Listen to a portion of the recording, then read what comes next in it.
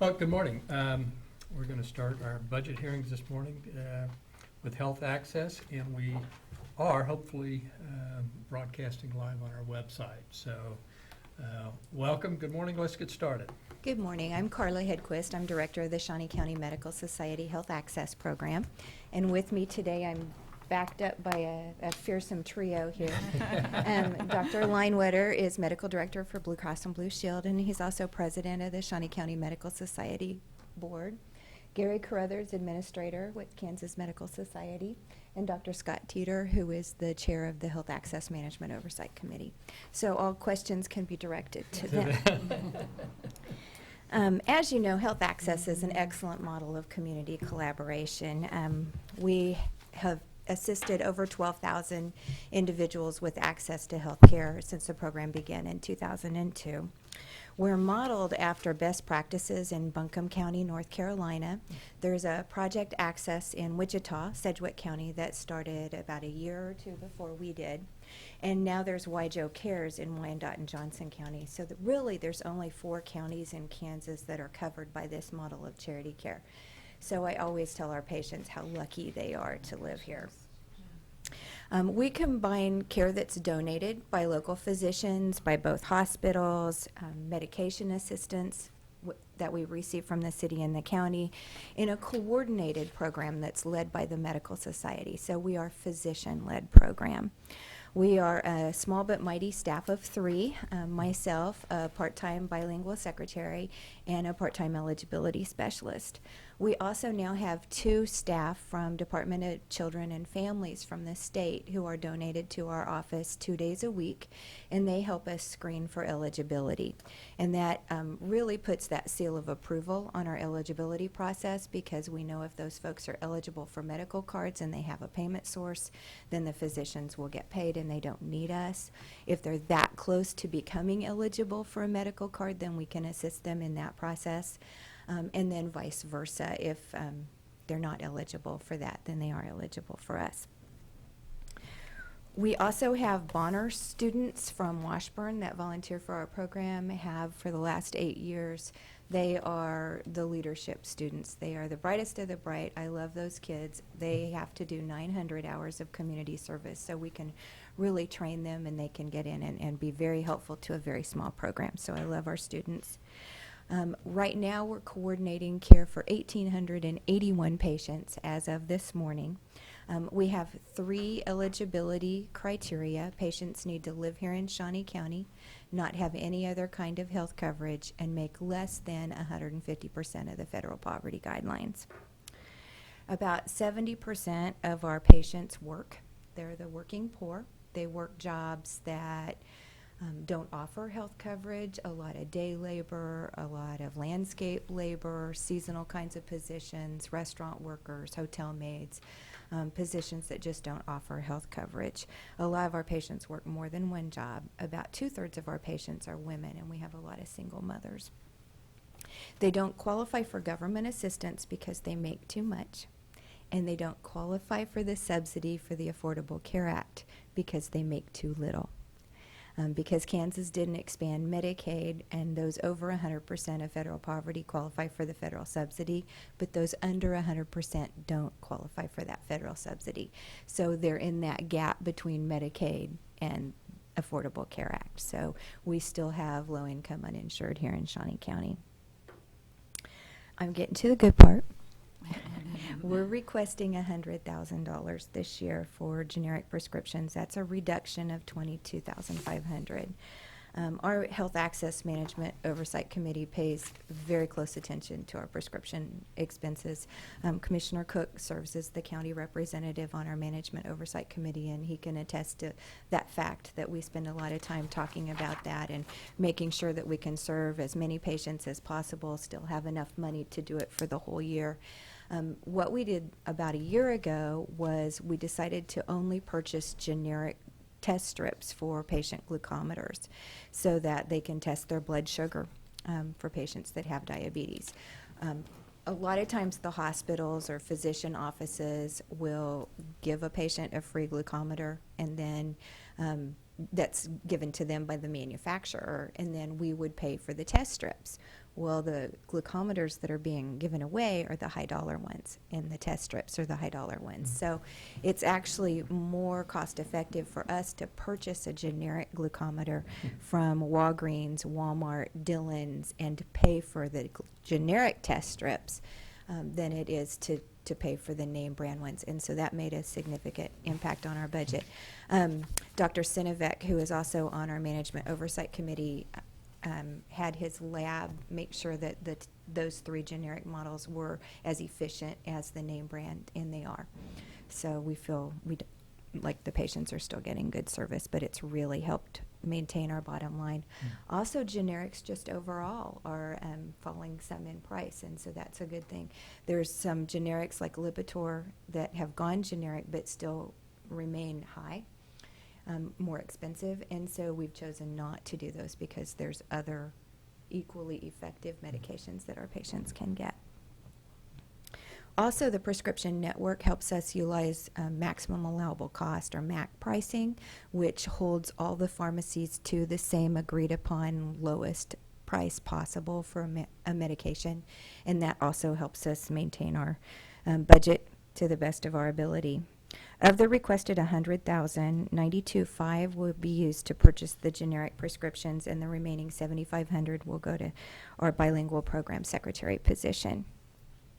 Patients have to pay a $7.50 copay for prescriptions, and local pharmacies do not charge a dispensing fee, so that also helps our budget. Without the prescription funding from the city and the county, it really wouldn't do any good for our physicians to volunteer their time in a lot of cases. I think Dr. Teeter's example of hypertension is a good one, where if he diagnoses a patient with hypertension but they can't get their medications, then it really has done him no good to see that patient. We're an incredible example of what a community can do with pooled resources. We work very closely with the Shawnee County Health Agency and with Marion Clinic. We were actually designed to augment those programs when we started. We have a bilingual program secretary that helps patients enroll, and then she's also available for medical appointments, translation if that's needed. We've recorded over $95 million in charity care since the program began in 2002. Most of our administrative funding comes from the Topeka Community Foundation and the United Way. We also do a fundraiser in partnership with Marion Clinic every year called Music Just What the Doctor Ordered, which is a lot of fun and continues to be a good fundraiser for us. We get a lot of questions about how the Affordable Care Act has impacted our program, and right now really it's business as usual. I explained that because Kansas didn't expand Medicaid, we still have a lot of low-income uninsured in Shawnee County. We have encouraged all of our patients to meet with the navigator, Paige Ashley at the Shawnee County Health Agency, to determine if they are eligible for a subsidy, and that they should take that if they're eligible for that subsidy. We're also part of the Safety Net Summit that was convened by the 2 hospitals, and you're well aware of the program consultant that's working, and so we're very hopeful for what that might mean to the model of charity care in Shawnee County. And then finally, why should the county fund prescriptions? And I think that health is a community-wide issue. It affects our ability to work, to pay taxes, to take care of our properties, to take care of our families, to shop, pay sales tax, and be productive, which is really what a healthy community is all about. Sick people spread illness and can further impact the community's productivity. Prescriptions can also keep people out of the expensive emergency room, which is not a good model of health care. And some patients, on the extreme end, if they're not taking their medications, they can exhibit behaviors that law enforcement will need to become involved, or they can just be so sick that then ambulance services are needed and further costs are incurred. So our community's strength really does lie in our ability to take care of those that are less fortunate. We have the local physicians, the hospitals, Department of Children and Families, pharmacies, Blue Cross, all are volunteering as part of our program, and we really appreciate the county's support in the past. I don't know where you want to go from here, if I can tell you stories. Yesterday I talked to a lady with COPD, and she was struggling making it from one end of her home to the other. And she said, I don't want to go to the emergency room. It's going to cost me. They're going to tell me to go see my primary care doctor. I don't have one. Can you help me? And so that's exactly who we're here to help, is that kind of patient. Are you still getting support from the city of Topeka? I know when I was on city council, we gave a lot of support to Health Access. We went through the years of across-the-board cuts, Yeah. and it got us down to about $60,000 a year in support from them. This year, they changed their application process, and we received an 88% on our grant application, and so we received 88% of the requested $60,000 from them for this year, so it's around 52, but of course, they haven't finalized that. What about United Way funding for Health Access? How is that? What's going on there? We were hit pretty hard a couple years ago. We received 45 of our requested 75, and this year we received 70 of the requested 75. I think they still have a heart for basic needs, Mhm. although they've kind of changed their model of distribution of funds, but they do see the importance of prescriptions, at Yeah, least they so changed far. their model pretty dramatically. Yeah. And, okay. Questions or comments? Commissioner Bueller? No, I mean, it's good that it went down. I mean, Mhm. but people are still receiving the same amount of care. Yes. And you have the capacity to offer more care. still, Exactly, correct? and we don't anticipate less claims in regards to prescriptions. It's just we're managing the cost differently. That's great. And I hope that this isn't a mistake to ask for less. But we also believe in asking for what we need. Sure, no, And we so- appreciate that. Or That's I admirable. appreciate That's that, yeah. admirable. Mhm. Yeah. Thanks. Commissioner Cook? One of the things that struck me, a couple of notes, Health Access is not limited just to 2 zip codes. Correct. If we look at some of the funding models from other agencies, they looked at 2 zip codes. Health Access covers all districts, covers the entire county, does provide a service to all citizens within Shawnee County. If we look at Matrix, we have support from both of the hospitals, from medical providers, and so really this is a community buy-in, it's a public-private partnership, and it's exactly what, as a government entity, we want to promote, is where the private sector has just as much as a buy-in as the public sector does. And so I think it's a worthwhile cause. Thank you. Very good. I have a couple of comments. Number one, I want to thank you for being realistic with budgets. And you're a good example of an organization that works better and costs less. And that's what we're all trying to do now. It's because of the situation that we're in.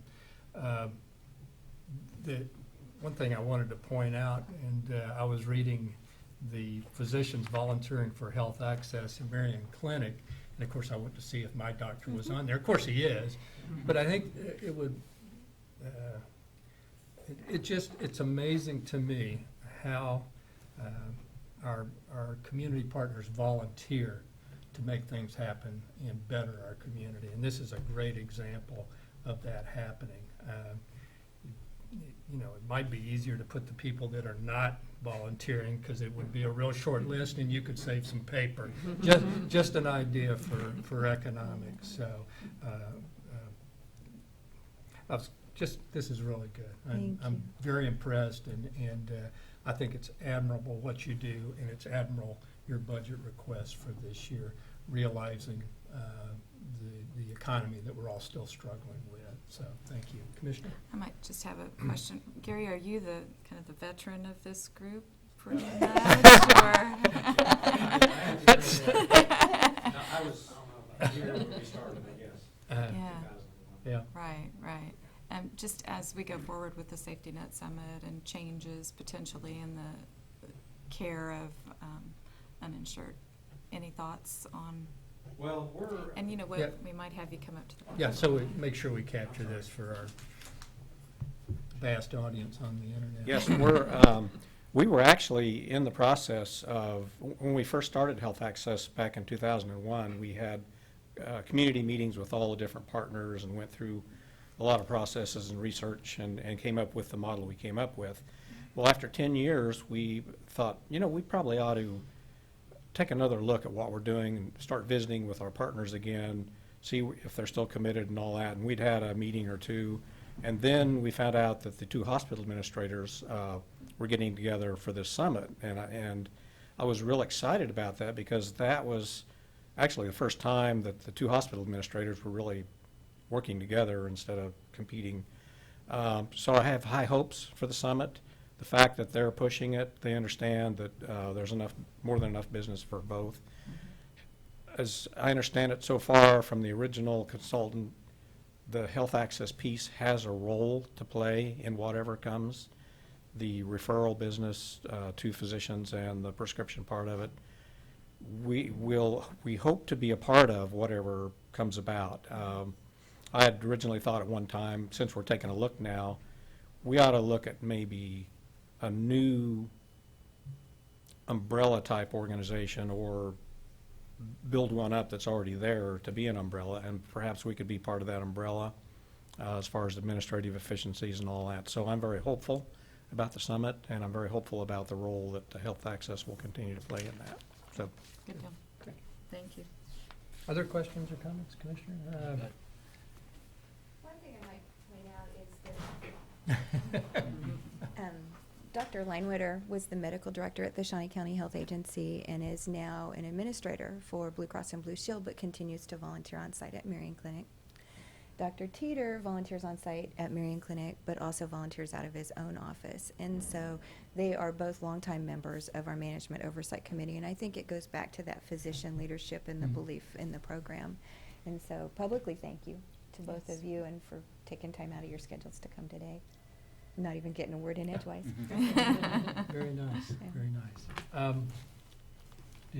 Anything The only else? other thing I was going to say is that the health access really has recognized efficiencies and really Mhm. has tried to make sure that we deliver the most bang for our buck. And so, Very Thank good. you.